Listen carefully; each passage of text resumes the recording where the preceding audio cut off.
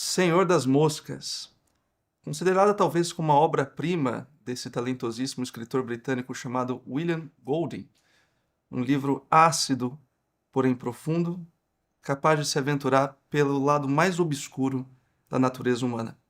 Eu sou Luiz Bastella e esse é o Estante BSM.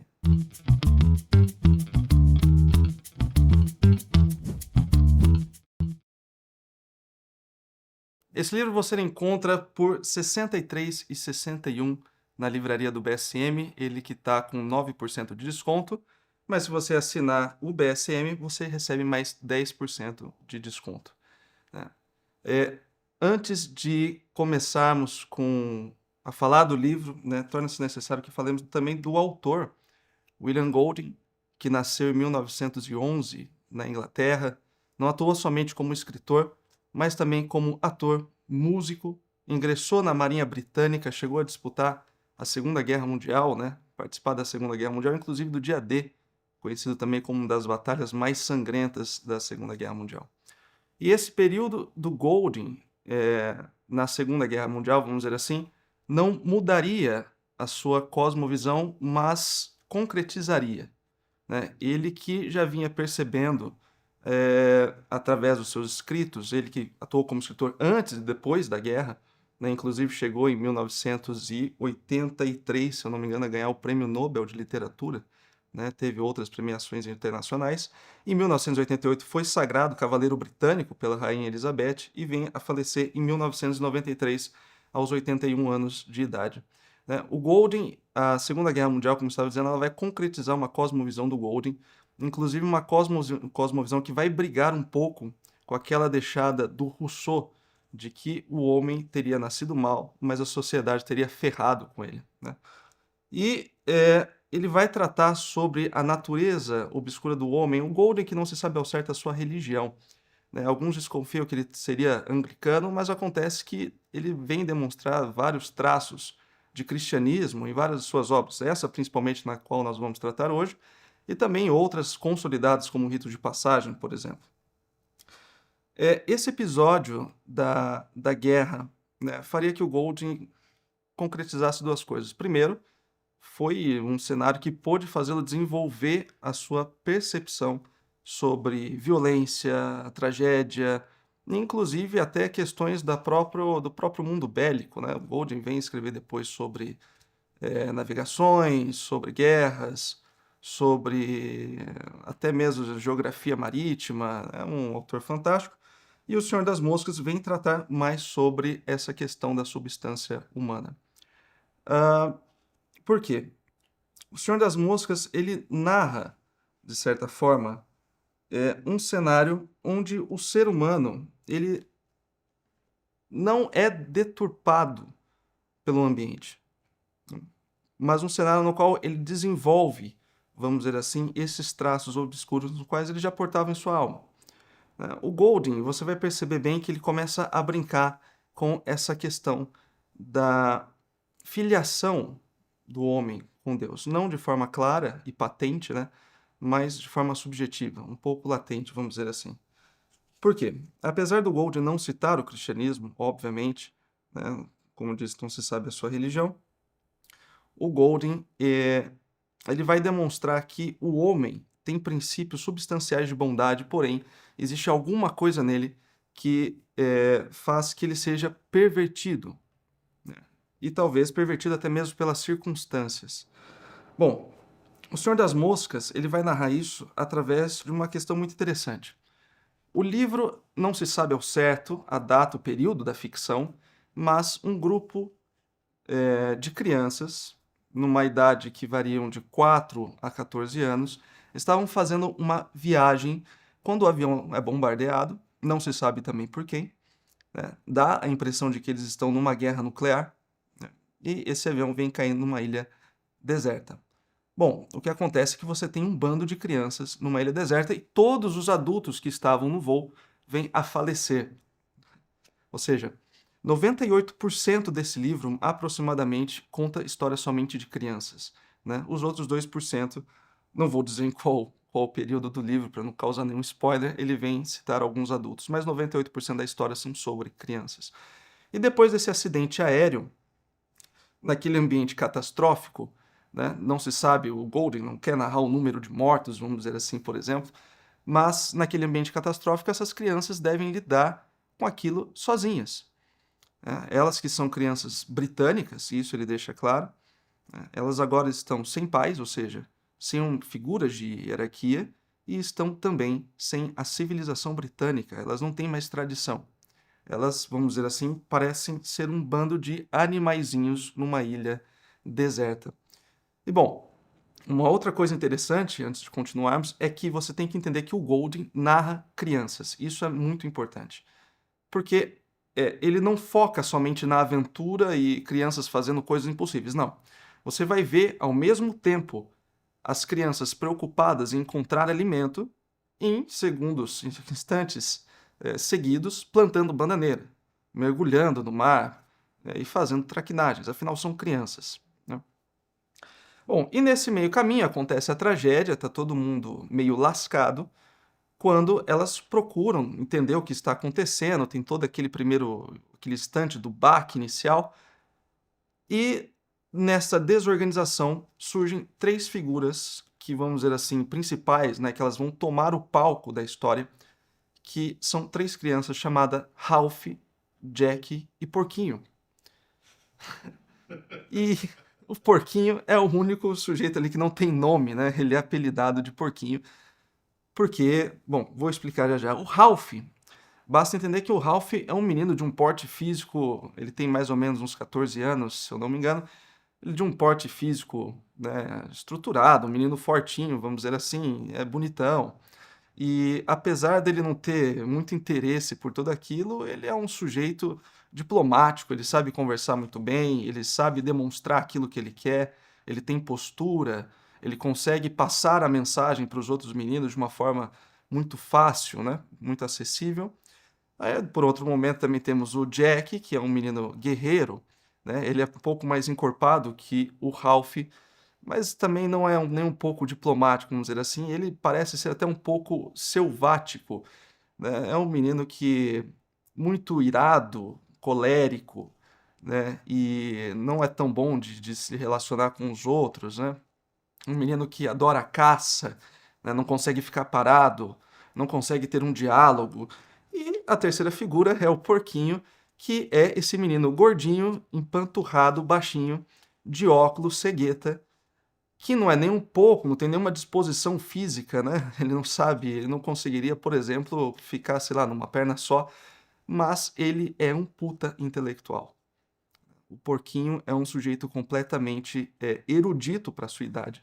É claro, não estamos falando de um filósofo no sentido, não é nenhum Roger Scruton, mas é um menino muito, vamos dizer assim, hábil com a leitura, com a inteligência, né, com estratégias, apesar da sua idade, mas nem um pouco pragmático, né? É um sujeito completamente teórico.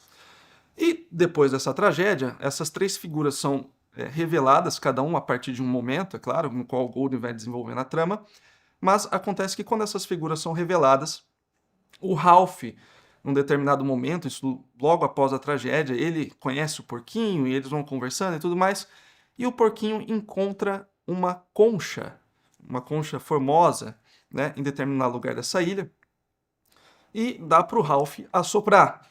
O Ralph assopra essa concha, ela faz um barulho é, assustador no começo, mas depois esse barulho vai virar um símbolo de coalizão entre as crianças. E quando ele assopra essa concha, todas as crianças vêm até o Ralph e ali acontece a primeira assembleia. Então o Ralph ele vai guiar estas crianças, né? E elas se sentem muito bem amparadas pelo Ralph, nesse menino diplomático, para que elas possam, todos eles possam estabelecer uma ordem de sobrevivência. Então, né, vamos recapitular. Teve o acidente, tem um acidente aéreo, os adultos morrem, as crianças estão na ilha, tem toda aquela tragédia. Revelam-se essas três figuras e o Ralph, vamos dizer assim, destaca-se como um líder natural, né? E aí o Porquinho começa a conversar com ele, estabelece alguns planos de sobrevivência, o Ralph vai conversando com as crianças. E quais são os planos de sobrevivência? Coisa simples, encontrar comida, encontrar água potável e fazer a manutenção de uma fogueira. Isto é, para que embarcações, né, e aviões que passem pelo local possam identificá-los e também resgatá-los, né? Coisa simples para você não morrer naquele ambiente hostil.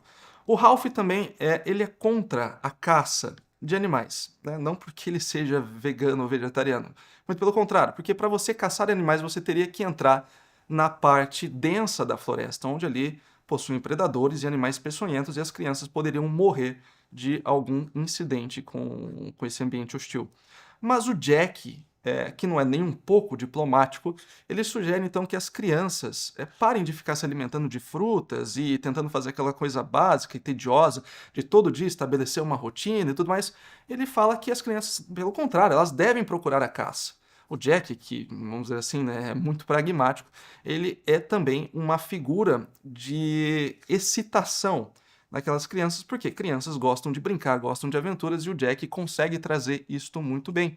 O Jack então vai incitar aquelas crianças para que eles formem, vamos dizer assim, um grupinho, um exército infantil de caça, para que eles possam trazer comida para os demais. Então, veja, nesse primeiro momento, nós temos ali discussões dentro de um grupo estabelecido e tudo mais. E o que o porquinho tem a ver com tudo isso? Bom, o porquinho ele atua como um conselheiro do Ralph.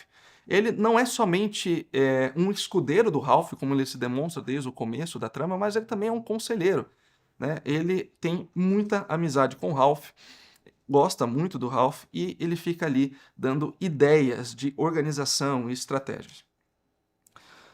Bom, tá tudo muito bem, eles têm algumas discussões, mas estão conseguindo sobreviver, os dias passam, as crianças, ora, claro, padecem de algum problema de saúde, mas coisas leves que eles conseguem, né, administrar. Alguns têm febre, outros têm medo do escuro. Vejam, são todas crianças, às vezes eles fazem as coisas de adultos para sobreviver, ora eles se divertem naquele ambiente, mas está dando tudo certo, apesar das discussões e de alguns percalços, o barco está seguindo. Até que, vamos dizer assim, essa personalidade do Jack começa a ficar mais chamativa. As crianças, obviamente, se cansam de serem adultas. Elas não querem ser adultas, e ó, elas não têm nem idade para serem adultas também, né? Elas são crianças. E o Jack convida essas crianças para uma aventura, para essa questão da caça. Então, tudo aquilo que o Ralph tinha estabelecido, procurar alimento, procurar água potável, fazer a manutenção do fogo, aos poucos elas vão deixando de dar atenção para seguir os planos do Jack, porque é muito divertido. O Jack, que no começo leva algumas crianças, ele que forma um pequeno exércitozinho, ele começa a levar cada vez mais crianças. E essas crianças vão deixando, obviamente, de serem submissas ao Ralph e também aos conselhos do porquinho, para que elas possam se aventurar. Chega num determinado momento que essas crianças não somente estão prorrogando o serviço, abandonando o serviço, mas elas começam a desenvolver um ódio do Ralph. Isso porque o Jack começa a insinuar na cabeça dessas crianças que o Ralph seria alguém, vamos dizer assim, uma espécie de, não somente um charlatão, mas um sujeito muito teórico, muito diplomata. Ele lembrava a imagem dos pais daquelas crianças, e o que aquelas crianças não queriam mais era ordem. Elas não queriam mais essa hierarquia. No meio disso tudo, tem cenas muito interessantes. O Golding ele é completamente simbólico quando nós vemos crianças que elas estão com um uniformezinho de um colégio do internato britânico, elas vão despindo aqueles uniformes, e quando elas vão despindo os uniformes, elas começam a cada vez mais parecer como animais, né? Até que, no final do livro, nós vamos ver todos os uniformes jogados e as crianças completamente nuas ou, né, com algum artefato para cobrir suas partes íntimas. O Golding não entra em detalhes, mas é completamente simbólico. O Golding ele gosta desse processo, né? E essas crianças despindo-se, vamos dizer assim, da civilização britânica e também gozando da liberdade devido à ausência de seus pais, elas obviamente não querem uma figura como o Ralph dando conselhos ou dizendo o que elas têm que fazer. E o Jack é muito mais divertido, né? Então o Jack começa a propor, né, a disseminar mentiras sobre o Ralph e também propor uma vida agitada que faz com que essas crianças abandonem completamente o Ralph e criem ódio por ele e também pelo porquinho. O porquinho, as crianças têm ódio gratuito, puramente por questão de bullying, né? Porque ele é gordinho, baixinho, cegueta e parece que não serve para nada, né? Quando essas crianças entram na tribo do Jack, né? E algumas, sim, existem algumas crianças que ficam com o Ralph, mas são ínfimas. Elas não somente agora têm ódio do Ralph e do porquinho, mas também têm desejo de exterminá-los. A proposta do Jack vai se tornando cada vez mais agressiva, cada vez, vamos dizer assim, mais violenta, fazendo com que as crianças não admitam mais esta oposição que nem mesmo lhes toca mais. As ordens do Ralph não têm mais valor nenhum, mas mesmo assim o Ralph precisa ser eliminado, mesmo que isso não faça sentido. E as crianças descobrem que as motivações do Ralph são provenientes do porquinho. Que o Ralph, apesar de ser um excelente comunicador, ele é um péssimo intelectual, né? Ele só sabe, vamos dizer assim, ser diplomático, e o porquinho, na verdade, faz todo o trabalho de erudição do Ralph. E os dois, então, precisam ser eliminados para que não haja oposição, para que eles não percam aquela liberdade e possam gozar de toda aquela traquinagem também, né, daquelas aventuras nesta ilha. Bom,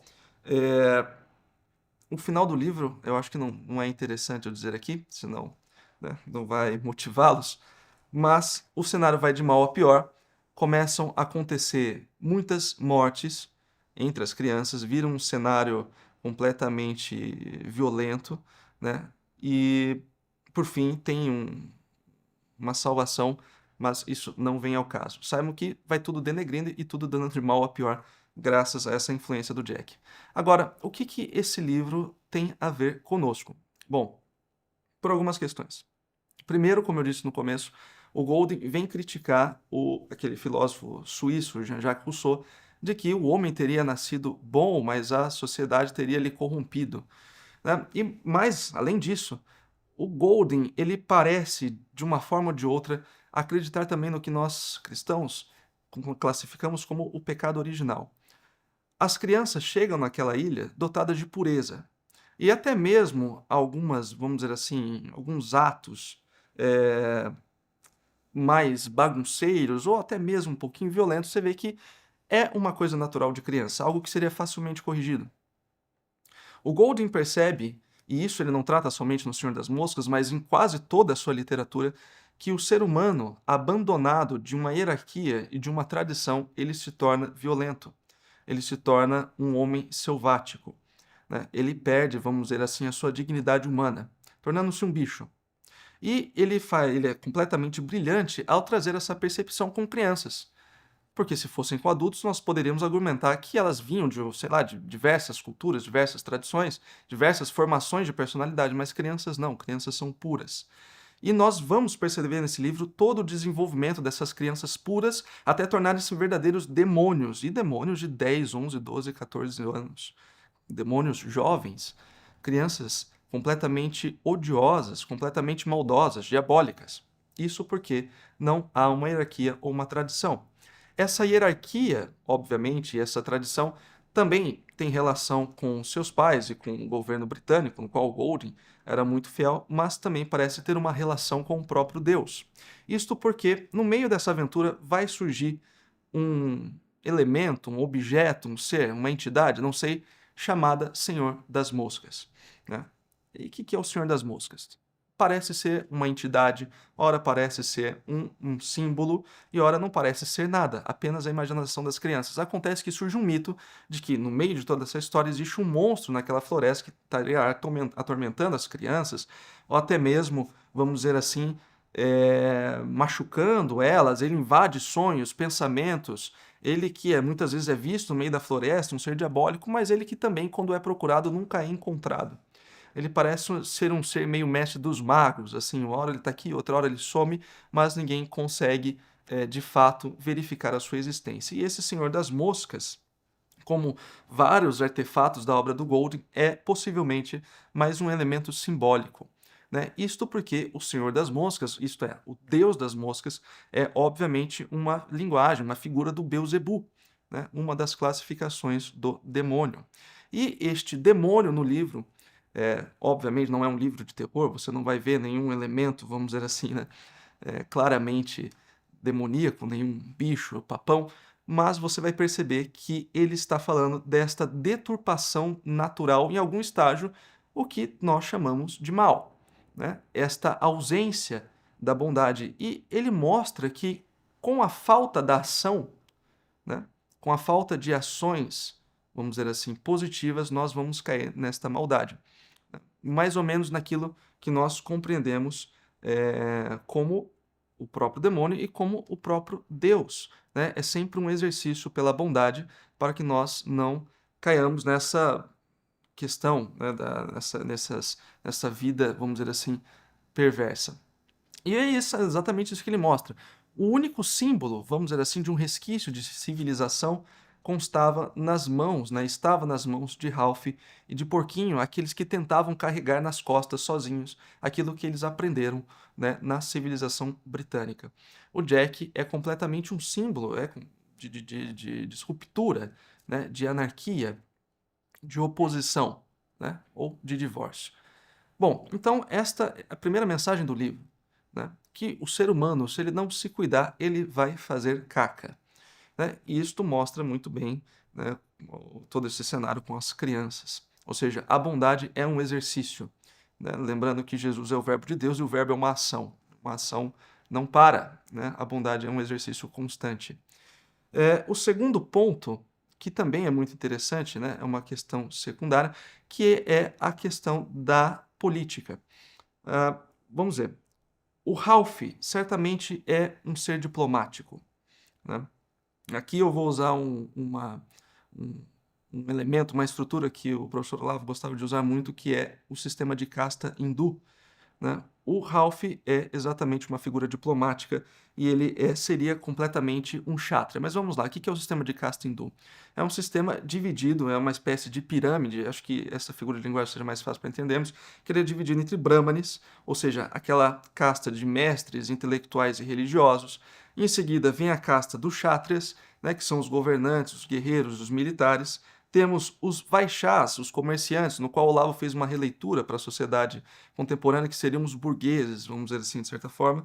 Temos os sudras, os trabalhadores braçais, camponeses, e temos os dalits, que seriam os párias, aqueles que não prestam, né, pragmaticamente numa sociedade. Então, levando em consideração esta figura, vemos que Ralph ele integra completamente a questão de um kshatriya. Ele é um guerreiro, ele é um militar, assim como Jack também é um kshatriya. Enquanto temos o Ralph como esse político, o Jack é ali também uma figura militar. Os dois estão na mesma casta. O Ralph, né, por conseguinte, ele é obviamente um intelectual, uma espécie de um filósofo, apesar da sua idade, ou pelo menos um filósofo naquelas circunstâncias, agindo como um brahmane. E as outras crianças, existem outras crianças e outros personagens que o Golding vai aqui evidenciar, né, como o Sam e o Eric, mas eu acho que não é conveniente para esse programa. Essas crianças vão servir ali mais ou menos, vamos dizer assim, em várias camadas. Temos alguns que fazem muito bem o trabalho braçal, que seriam mais ou menos sudras. Temos outras crianças muito, muito pequenas, de tenra idade, crianças de 3 anos, que não conseguem fazer absolutamente nada e que a partir dali vão ser tratadas como párias, como Dalits. O Golding coloca isso muito bem na obra, mas qual seria o problema? O problema é o seguinte, que Ralph e Jack, enquanto eles estão fazendo aquela briga pelo poder e o porquinho está tentando ali, né, dar um pouquinho de ordem para o Ralph, as crianças preferem a aventura, preferem a traquinagem. Só que isso, se formos ver bem, parece realmente o nosso cenário político, ou talvez o cenário político de todos os tipos de governo contemporâneos, né? Veja, eu acho que pouquíssimos governos hoje têm líderes brahmanes, né? Talvez podemos citar a Igreja Católica, que temos um governo brahmane, onde o Papa é certamente uma figura religiosa, apesar de também ter ali, né, disposições políticas. Temos também o próprio sistema de castas, mas trazendo, né, fazendo uma reconfiguração para a sociedade contemporânea, nós vemos que isto acontece à torto e à direito. Veja, isso não está tão distante, né? Se nós formos pegar, por exemplo, né, os nossos últimos governos brasileiros, vamos trazer aqui o Lula, Dilma e também o caso do Bolsonaro, nós vemos que nós tínhamos um governo possivelmente de um Sudra, né? E temos o governo de um Sudra, né? vamos dizer assim, no Palácio do Planalto, que é o nosso presidente Luiz Inácio Lula da Silva, mas este Sudra sempre foi orientado por grandes intelectuais, né? Tem ali a Marilena Chauí, teve o Frei Beto, teve também artistas como o próprio Chico Buarque, dentre outros, e esses intelectuais, vamos dizer assim, ajudavam a compor, a reorganizar este governo. E nosso último governo, nosso penúltimo governo, na verdade, né, o do Jair Bolsonaro, nós tínhamos, obviamente, ali um militar, né, uma pessoa que representa essa classe dos chátres, e, paralelamente, não tínhamos intelectuais que fossem ouvidos, né, durante aquele período. O grande guru do bolsonarismo nem sequer era escutado pelos próprios bolsonaristas, pelo próprio governo, o professor Olavo de Carvalho, obviamente um brahmane, vamos dizer assim, era completamente desprezado e mesmo assim tratado como guru do bolsonarismo. O Porquinho e o Olavo, né, dentro dessa comparação, pertencem à mesma casta, né? Assim como Jack também é pertencente a esta casta de Jair Bolsonaro, e não somente no Brasil, no mundo inteiro. Isto mostra que, se nós, né, começarmos a não e tem uma outra questão, né, a percepção do nosso lugar e do lugar dos terceiros na sociedade. Veja, se você for levar este princípio ao pé da letra, certamente você não vai chegar a lugar nenhum, né? Obviamente, quando você vai votar, você não vai pensar, meu Deus, eu estou votando num Sudra, num Chatra, o que eu estou votando? Não é isso. Mas isto é um princípio, né? Um princípio não precisa necessariamente ser levado ao pé da letra, mas ele precisa ser escutado, ele é uma base, entende? Então, ao analisar, por exemplo, isso na nossa vida real, isso também nos leva a nos orientarmos perante a sociedade, né? Quem sou eu, onde eu deveria estar, né? E quem está lá, vamos dizer assim, no poder ou em diversas instituições, de onde ele também deveria estar, né? O livro do Senhor das Moscas, ele traz essas análises, por exemplo, de governos que vêm à ruína por causa desses problemas de castas, né? Como o próprio professor Olavo também falava da transição das castas, governos que começavam com brahmanes, depois passavam para chatras, depois caíam em sudras e sempre acontecia uma coisa catastrófica, mas isso nos leva a entender também onde nós estamos. Quem está governando o nosso país? Qual a sua casta? Né? Quem são as pessoas ao seu redor? Quem está lhe orientando? Né? E onde nós estamos? Né? O que mais vemos em períodos de campanha são pessoas de determinadas castas querendo sair como políticos, né? Isto é, precisamos saber a nossa vocação. A nossa vocação como artista, ou como intelectual, ou como político, ou como militar, e onde nós deveríamos estar. Nos últimos anos, veja, o próprio exemplo de um governo que deu errado por causa de um sistema de castas é a própria ditadura militar, certo? Um sistema cheio de chátrias no poder, né? Sem brahmanes algum. E é também uma espécie do governo que temos hoje, né? E um governo que também, na época do Jair Bolsonaro, que nós não tínhamos, né, grandes intelectuais que tivessem esse poder de adesão no governo.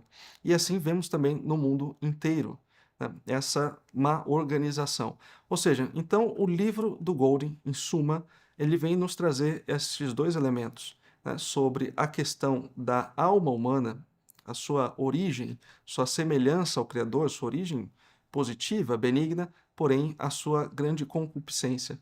E também, por fim, vem nos orientar sobre nossa vocação, onde deveríamos estar, né, e onde devemos ir, qual é o nosso papel na civilização. Claro, cada um dentro da sua cultura, dentro das suas circunstâncias.